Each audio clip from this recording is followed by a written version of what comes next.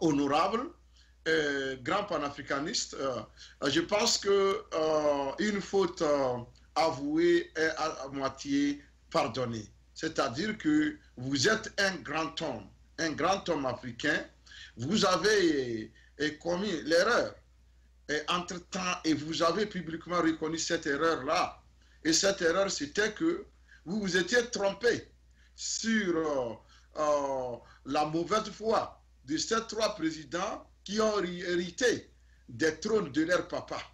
Lorsque les Africains s'étaient élevés contre ces gens-là pour décrier la succession monarchique au pouvoir, vous étiez de ceux-là, c'est pas la minorité en tout cas, qui disaient qu'il ne fallait pas associer les malfaits de leurs parents ou de leurs géniteurs à ces jeunes-là. Aujourd'hui que vous-même vous avez suivi avec patience, vous avez espéré que au moins peut-être ces enfants-là feront mieux que leur papa, mais vous vous êtes rendu compte que ces enfants sont pires que leur papa. Comme on le dit souvent, honte à ceux qui ne font pas mieux que leur papa. Et ces trois présidents que vous venez de citer font la honte de leur papa. Alors, pour le cas du Togo, Faure Gnassingbé, monsieur l'honorable, vous n'étiez pas le seul, c'est pas panafricaniste, à défendre Faure quand il était arrivé au pouvoir. Il y en avait aussi eu des gens, mais seulement que les gens n'ont pas le courage de venir publiquement s'excuser, demander, faire leur mea culpa et demander pardon à la jeunesse africaine et demander pardon au peuple africain. Mais vous avez eu le courage de le faire.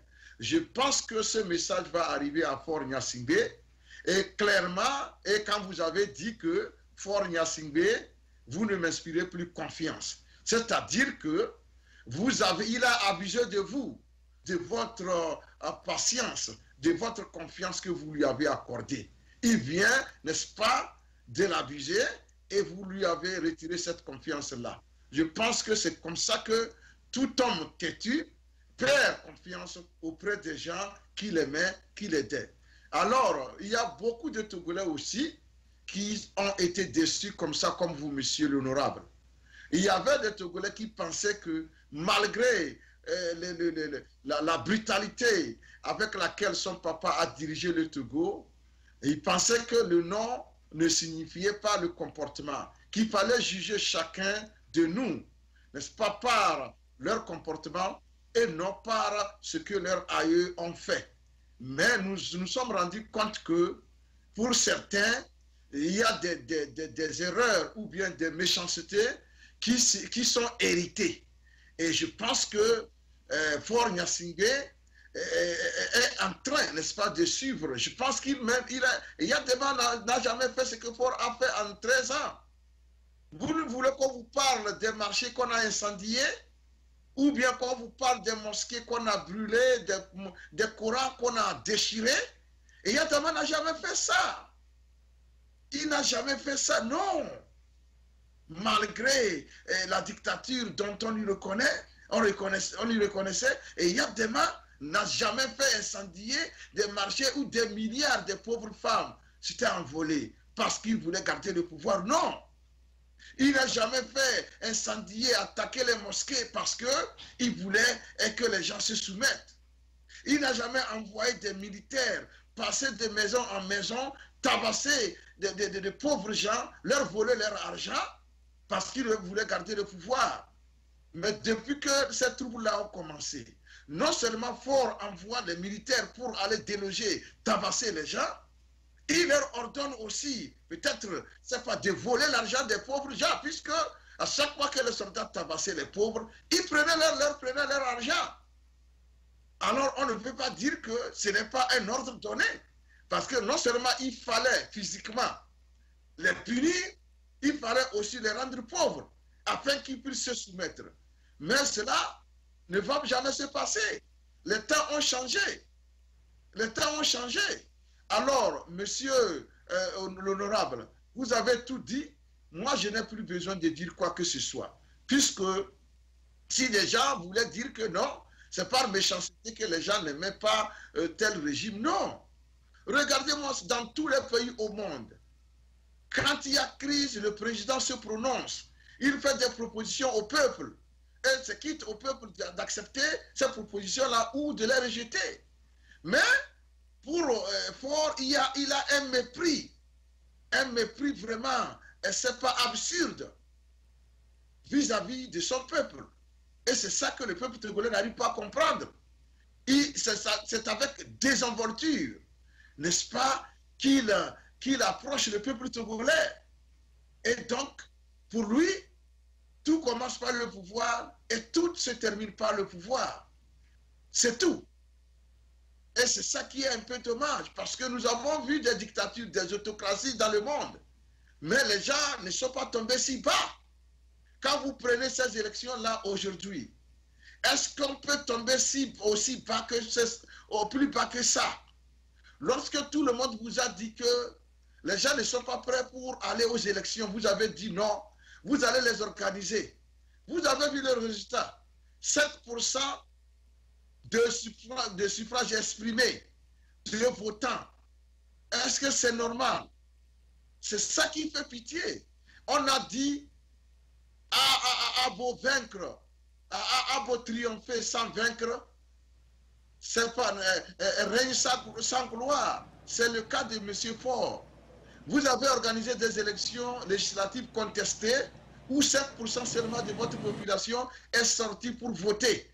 Même dans votre village natal, les gens ont refusé de voter, alors qu'ils s'étaient fait recenser. Bon, normalement, dans un pays normal, vous allez tirer vos conclusions. Mais vous n'avez aucune conclusion à tirer puisque vous saviez que ce n'est pas le peuple qui vous a placé là. Donc, quels que soient les cas, vous y êtes et vous y restez contre vents et marées. C'est pourquoi j'ai dit au peuple togolais de ne même pas faire semblant de savoir qu'il y a quelque chose qui s'est passé le 20 décembre. Ça, c'est un non-événement. Parce que lorsque le peuple togolais est sorti pour manifester, il n'avait jamais demandé les élections législatives. Non. Ce n'était pas la raison pour laquelle des millions de Togolais sont sortis et à l'intérieur du Togo et dans la diaspora.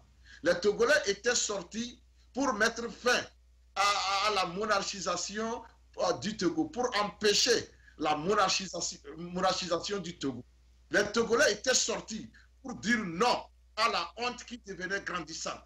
Les Togolais étaient sortis pour dénoncer les crimes, pour dénoncer l'assassinat des enfants. C'est pour ça que les Togolais étaient sortis. Alors, la CEDEAO vient nous proposer de ces médiations suivies d'une feuille de route que la CEDEAO, honteusement, elle-même ne peut même pas faire respecter. Voilà ce qui dirige l'Afrique. Voilà pourquoi l'Afrique va toujours rester à la traîne. Parce qu'il y a des gens qui n'ont aucune dignité qui dirigent l'Afrique. Et sans dignité, comment on peut mener l'Afrique à bon port? Nous sommes l'Afrique et aujourd'hui la risée de tous les présidents, de tous les autres pays, de tous les autres peuples.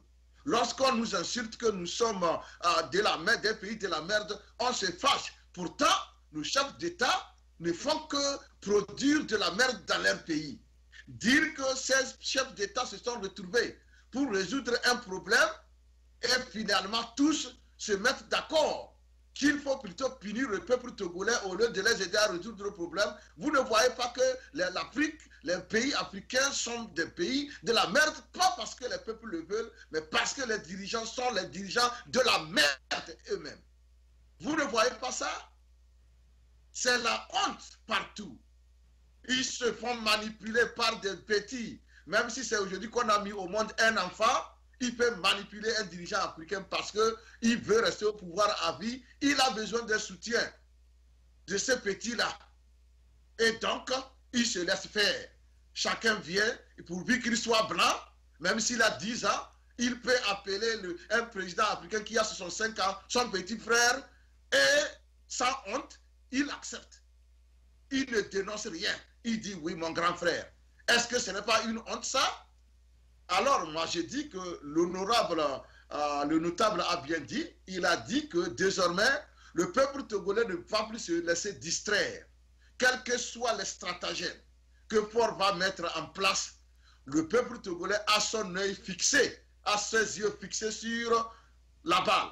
Et la balle-là, c'est le changement total, c'est l'alternance. Rien, quelles que soient les gesticulations des suppôts de ce régime-là, la balle, nous avons nos yeux fixés sur la balle et c'est ce que nous voulons. Les législatives du 20 décembre, c'est un non-événement pour nous, puisque nous n'avons pas besoin d'être à l'Assemblée nationale pour demander les changements. Non, le peuple n'a pas besoin d'une assemblée bidon qui va seulement aller enregistrer des décisions fabriquées par des débâches et des bawaras. Non, le peuple a déjà dépassé le cap là. Alors, vous avez beau faire vos élections, vous avez beau gonfler vos chiffres, vos résultats, cela n'est pas notre problème. Le problème du Togolais aujourd'hui, c'est que l'alternance doit sonner au Togo. Ça, soyez-en sûrs. Et là, il faut que tous ceux-là qui pensent que l'alternance n'est pas possible au Togo, il faut qu'ils se préparent à massacrer tous les Togolais. Comme ça, ils pourront vivre, ils pourront rester au pouvoir éternellement et ils n'auront personne à diriger. Au cas contraire, il faut qu'ils s'apprêtent à rendre le pouvoir de façon simple. Parce que désormais, ce qui s'est passé aujourd'hui, je vais conclure en disant que Faure Gnassingbé avait le choix entre la petite honte et le probe. Il a choisi l'entêtement, mais il aura la grande honte. Ça, soyez-en sûrs. Je vous remercie. Et nous allons passer à une pause publicitaire et nous reviendrons pour continuer notre débat. Le grand débat passe sur Tempo Africa. Restez toujours connectés car nous vous apportons les réalités de l'Afrique. Votre animateur principal est Serge Nyawa qui est toujours là pour être connecté avec vous. Du nouveau à Minneapolis, Tempo Afrique Travel. Vous voulez voyager? Achetez vos billets d'avion à l'agence de voyage Tempo Afrique Travel. Avec l'agence de voyage Tempo Afrique Travel, pas de problème de connexion, pas de problème de transfert de vol. Avec l'agence de voyage Tempo Afrique Travel, c'est le voyage en toute tranquillité, en toute beauté, de votre maison jusqu'à votre destination. Votre satisfaction est notre plaisir.